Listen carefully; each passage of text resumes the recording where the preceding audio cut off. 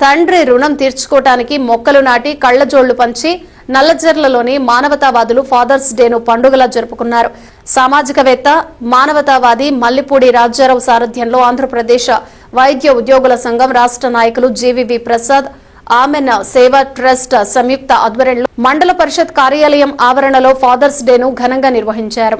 నీడ కోసం చెట్టు, చూపు కోసం కళ్లజోడు అనే నినాదంతో నీడ పంచిన తండ్రికి నీడనిచ్చే మొక్కల్ని 21 మంది వాలంటీర్లు తమ స్వర్గీయ తండ్రుల జ్ఞాపకార్థం 21 వేప, మర్రి, నిమ్మ మొక్కలు నాటారు.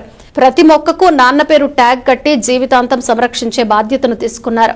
వృద్ధులు, నిరుపేదలైన 65 మందికి ఉచిత కళ్లజోళ్లను అందజేశారు. కన్న తండ్రి రుణం తీర్చుకోవటానికి కళ్లకు వెలుగు, భూమికి నీడ ఇవ్వటం కన్నా నిజమైన పండుగ ఏముంటుందని ఆమెన్ ట్రస్ట్ అధ్యక్షులు ఇవాంజలిన్ అశోక్ అన్నారు. ఈ కార్యక్రమంలో MPDO Vijay Kumar, deputy MPDO Simhadri Rao తదితరులు ఉన్నారు.